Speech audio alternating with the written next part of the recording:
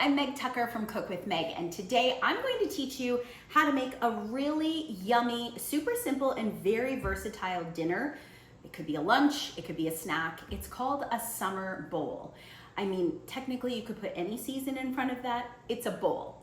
Bowls are really big. You can use hot foods, cold foods, leftovers, what's in season, what's in the fridge, what's in the pantry. We're gonna build our bowls today, and they're gonna be an Asian-inspired ground chicken bowl with a really delicious sesame, soy, honey, mayo drizzle. I've got a bunch of stuff prepped behind me. We're gonna make the dressing together, and we're going to make the ground chicken cooked part of it together. And then you can watch me build my bowl, and then you can build your bowl. How's that? Okay, let's get going. The first thing we're going to do, we'll get the dressing out of the way, or the drizzle, or the dressing, or the dip. Oh, and by the way, I do have my recipe printed at Cook with Meg. We always keep our recipe handy. You will see me glancing at it. That's our roadmap. If yours is printed, great. If you've got yours on a tablet or a phone beside you, maybe you've jotted everything down on a notebook, in a notebook, perfect. So clean hands, that's key. We have just a small bowl, just a small clear bowl here so you can see what's happening. And this is going to be a sesame soy mayo drizzle. In my bowl, I have a ½ cup of mayonnaise, just regular full fat, plain mayonnaise. You could also use fat-free or low-fat mayonnaise, but we want the fat. We want the goodness and the little bit of fat that we're going to get for this dressing. All right, next ingredient is sesame oil.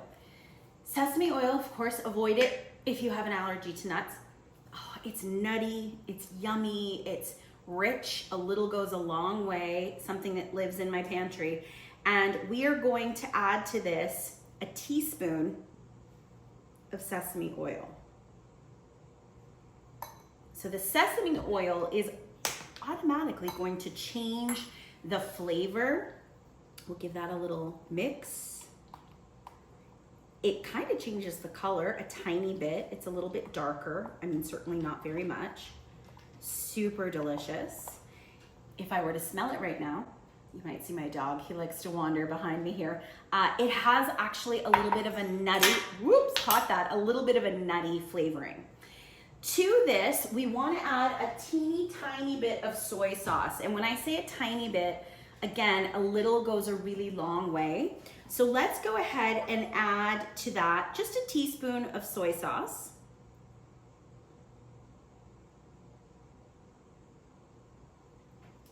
Again, little goes a long way. We're gonna keep it in that Asian world. So automatically this is looking super delicious. It's rich, it's dark. I wanna taste it, but I will be patient. So soy sauce can go here. And we need a little bit of brown sugar or honey and a pinch of salt and maybe a little pinch of pepper. We always wanna season things up, making sure that they taste really yummy. So a pinch of brown sugar, sweeten it up just a teeny tiny bit, give it a stir.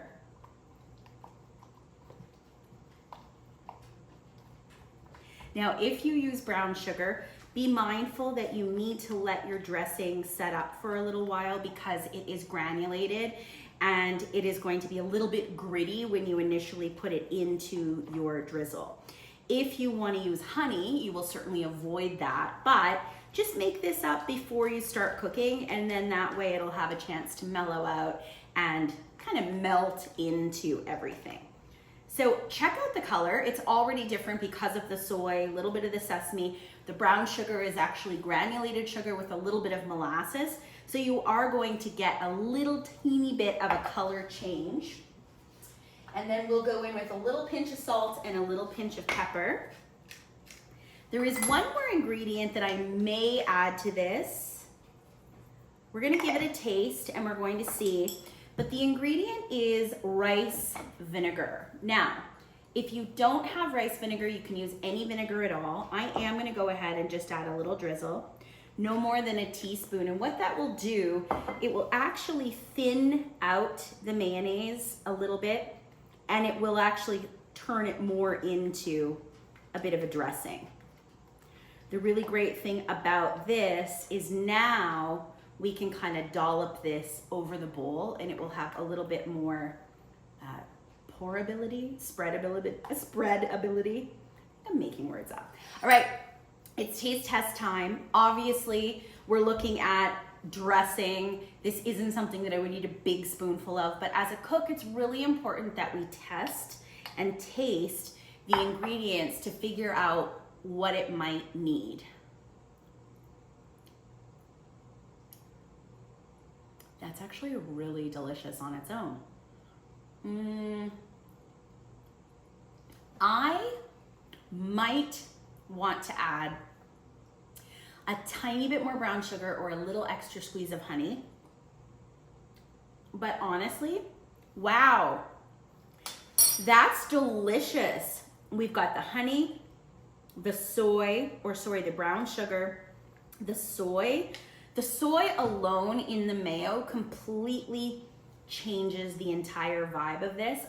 This is a winner. So again, half a cup of mayo, about a teaspoon of sesame oil. We've got a teaspoon of soy sauce, but I also added about a teaspoon of rice vinegar or any vinegar, a couple teaspoons of brown sugar or honey, pinch of salt, pinch of pepper. There it is. We didn't add any garlic to it. We're not going crazy. We're gonna really spice up and season up the chicken. But there is our mayo that we are going to be able to put onto our bowls once made.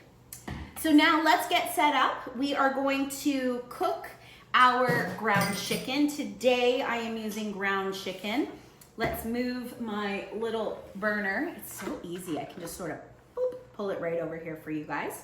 And we're going to get the pan warm, get the pan nice and warm, and we're going to add a tiny bit of oil.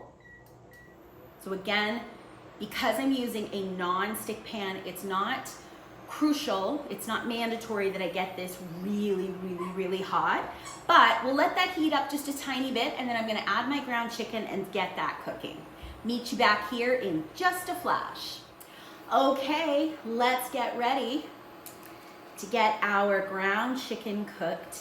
I have just a tiny bit of grapeseed oil.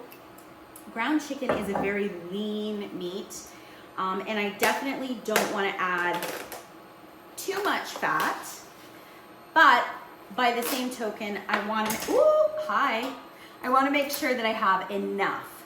So let's just get this ground chicken. The reason I'm being really quite careful is because ground chicken tends to be a little bit mushy. If you've cooked with ground chicken or ground turkey, there's that sizzle that I want to hear. It's a little bit mushy. And it also has the little bit of the protector underneath that I want to make sure that doesn't go into my frying pan. So just a pound. Again, this would be if we were making maybe 4 bowls. Each person would get about a 1/4 pound. Give your hands a rinse if you got any chicken on your hands. Don't set your knife down in the sink. Really important when we cook. We really want to be mindful that we don't put knives down into the sink. And I've got my heat on like a really quite a good medium to medium high. So we're going to spend just a few minutes breaking down the ground chicken, and we want to cook it until it's almost fully cooked through. So just take your time. You can really crank the heat up a little bit, especially if you've got a burner that doesn't always cooperate. Really get it up there, get it cooking. And while that's cooking, I'm going to talk a little bit about what goes into this ground chicken, which normally on its own is very blank canvas, not a lot of flavor, very neutral. So what we're doing is, again, on the theme of that sesame, mayo, Asian feel, we're going to add a similar amount of ingredients into the ground chicken. I always like to kind of mimic the flavors that I'm building. So if I am doing an Asian salad, I would like an Asian dressing. If I'm doing an Italian salad, maybe we'll lean toward an Italian dressing. So I'll meet you back here in just a few minutes. We're gonna let this cook for about 4 or 5 minutes until most of the pink is gone. And then we're gonna start adding in all of our delicious, beautiful spices. Meet you back here in just a couple. Okay, so my chicken is cooking. It's doing its thing.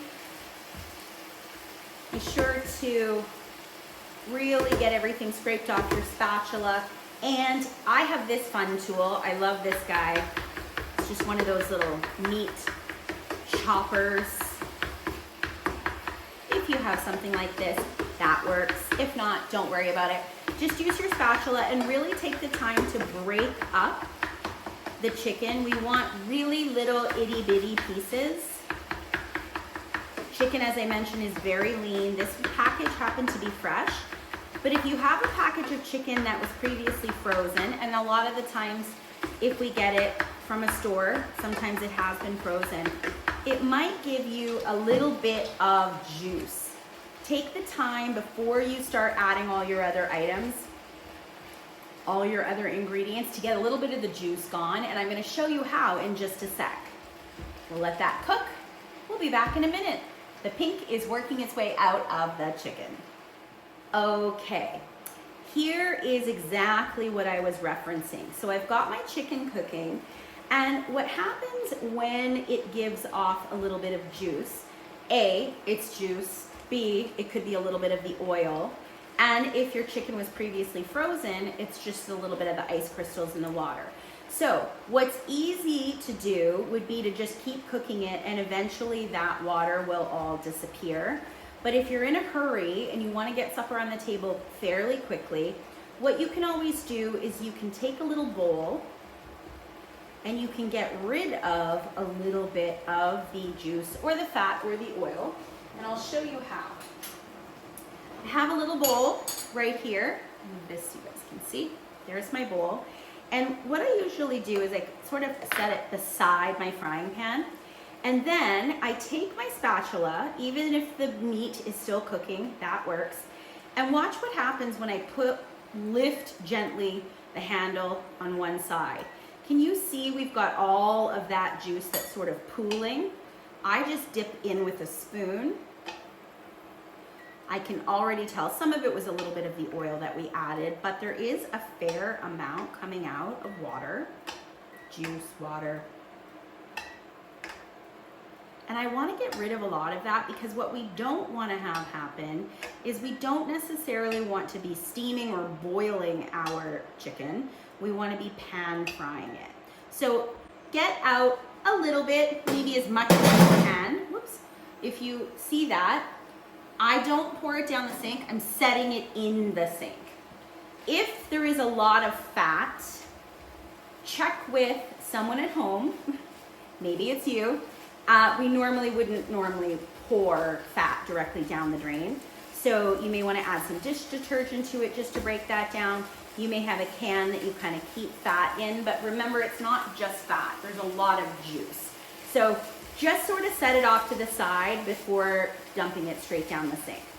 Now, if you can hear, that sizzle is way louder because it's actually having a chance to fry. It's quite dry already, which is what we want. And now we are good to go. We can start to add in all of the spices and all of the good stuff.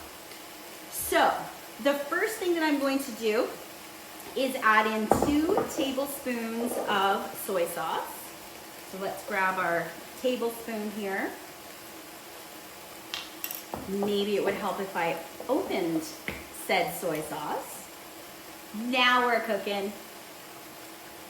The 2 tablespoons of soy sauce, that's going to give off a little bit of a sizzle. Any kind of soy sauce works. Light, dark. You may notice I turn around and I put things on the back counter. That is my reminder that I've already used it, so I don't happen to reuse. All right, so the soy sauce automatically, ooh, I'm getting all of those like caramel smells. I almost smell the bit of saltiness. It smells really good. And I can lower my heat. Now I know my chicken is pretty well cooked through. I don't need, certainly do not need to keep the heat so high. In fact, what it's going to do, it's going to immediately soak up all that soy sauce and I won't be left with much of a sauce. So to the soy sauce, we're gonna add a tablespoon of rice vinegar. Any vinegar will do. White vinegar, red wine vinegar, honestly, any vinegar will do. What we're doing is here, we're adding a little bit of acidity to the soy. The soy has depth. The rice vinegar has that little bit of tang that we want. Guys, it smells so good already. And again, we're just taking the blank canvas of chicken and we're really bringing it up a notch. So I'm just giving my tablespoon a quick rinse. I definitely don't want to dip a soy sauce vinegar tablespoon down into brown sugar. But now, just like the mayo, we're gonna go and add a couple tablespoons of brown sugar. So we want the sweet, we want the salty, we want all of the good stuff combined. So here we go. We're gonna let that cook in. We're gonna let the brown sugar melt in. Oliver, it's not for you. My dog wants to be a part of this. On your mat. On your mat. Do you have a kitchen puppy? Because mine is. On your mat, please. Thank you. Oh, it smells amazing. So we have ground chicken, we have soy sauce, we have rice vinegar, we have brown sugar. Now let's add some seasonings. So I want to go in with a teaspoon, half a teaspoon of garlic powder. If you're not a garlic powder family, maybe you've got ground garlic, jarred garlic. People call it jarlic. You can absolutely do that. But I love garlic powder. I feel like it's a bit underrated and it melts beautifully, almost instantly. I just think it's a really great way to keep something in your pantry that lasts forever. Wow, that smells so good. So we've added some garlic. Remember that sesame oil? We're gonna go in with about a teaspoon of sesame oil. Here we are.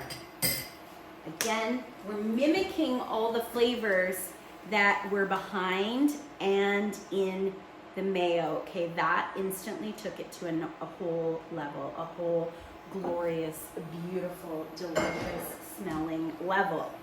We want to add a pinch of salt, we want to add a pinch of pepper, but it's important at this point that we kind of hold off until we get this where we want this to be. You know, I always say you can always add more, you kind of can't take it out. And then when you have to start fixing things, it becomes a little frustrating. Ooh, there's one more thing I want to add. This is how I cook. This is what I love about cooking. We also have ginger powder. You know what I'm going to add? It's not even on your recipe, but I'm going to just add a little pinch, about a quarter teaspoon of ground ginger. Since we're making this bowl yummy and summery with a bit of an Asian twist, wow, that smells good. I also have a really good recipe at Cook with Meg for an Asian sticky meatball. And this is sort of deconstructed. This isn't in a meatball form, it's a ground chicken form, but super yummy. Okay, there is one more thing that we could do. It's not actually really all that necessary with this ground chicken. If you come closer, I will zoom in, it really isn't much of a sauce to the ground chicken. We've cooked it really well. We got rid of a lot of the extra juice and liquid, and the 2 tablespoons of soy plus 1 tablespoon of rice vinegar doesn't really leave us with a lot to mop up. But I'm going to lower the heat one more time, and I'm going to talk very quickly about cornstarch. Cornstarch, and more specifically, a slurry. So a slurry is when you take cornstarch, and in this case, we're going to take like about a half a teaspoon. You put it into a little bowl, and then to that, you add the same amount of water. You guys see this? Push this right out of the way. There's my little bowl. There is my cornstarch, and I'm gonna add about the same amount of water. I'm gonna give that a little stir, and what's happening is, first it's really hard to stir. Like it's almost like hardened. Then it becomes this milky, actually looks like milk. Looks like we've literally poured a little bit of milk in a bowl. That's called a cornstarch slurry. And if this were really saucy and really soupy, or if we just wanted to make it a little thicker and a little more sticky, this is how you do it. You take a little bit of a cornstarch slurry, you pour it on top, and with the residual heat that's on your pan, I'm gonna give that a little bit of a stir, and honestly, within seconds, that's come together, and that would make a sticky sauce. Now imagine if we had floating amounts of liquid, like a lot of liquid. That much cornstarch added to water, called a slurry, would actually be enough to pull it together to make a beautiful, shiny, thick sauce. What this has done, it's just thickened it. It's just thickened it up a little. I'm ready to turn the heat off. I'm feeling like this is great. We haven't even tasted it, so I definitely want to go in and have a little taste. It's very hot at this point, but I want to check for flavors. We want to see, does it have enough heat from that little bit of pepper? Is it salty? Is it sweet? Is it savory? Does it hit all the notes?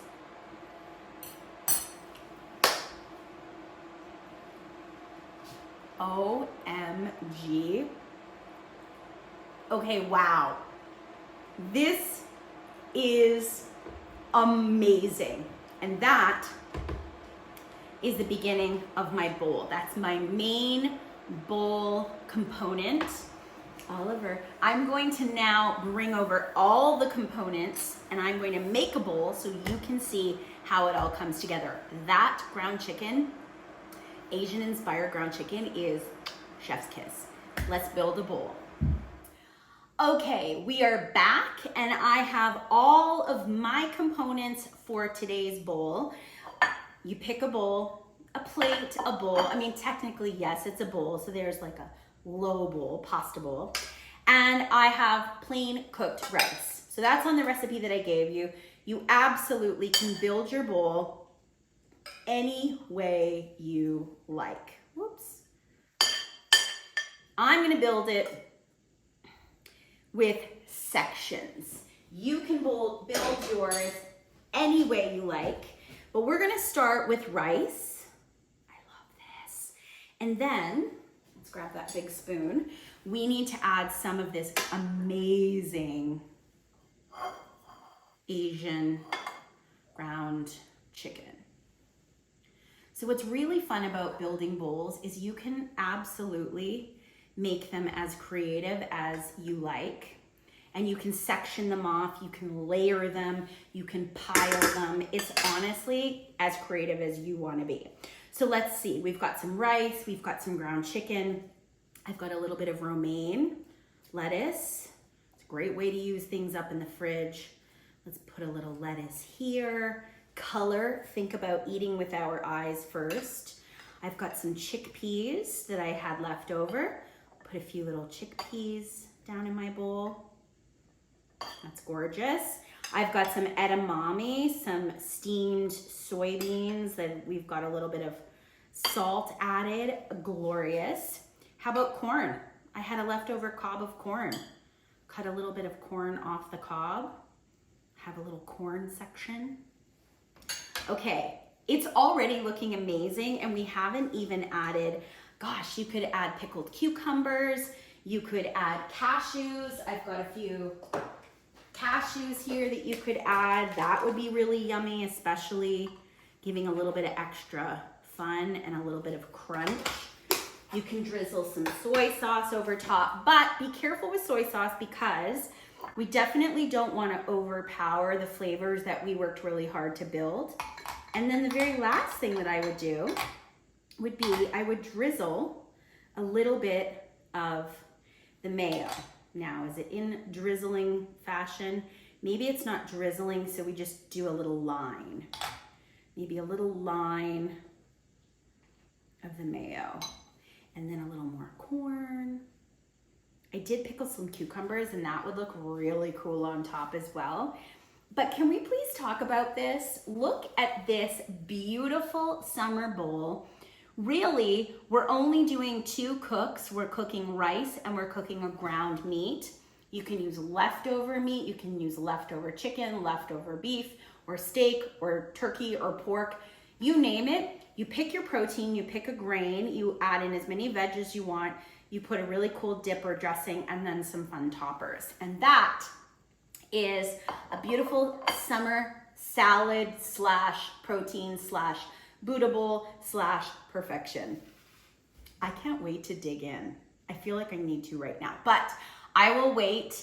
I'll let you get your bowls made, and I hope you've enjoyed this. We do have a little bit of cleanup to do in the kitchen, but I hope you enjoy your bowls now that you know kind of how the components all work. Get as creative as you want. Clean out the fridge, clean out the pantry, clean out the freezer, and go to town any season at all, but we're calling these our fun super summer bowls. For more with me, you can head to cookwithmeg.com, and until next time, I'll see you in the kitchen, and I've got some more bowls to build. We've got people to feed. Thanks, everyone. Have a wonderful day.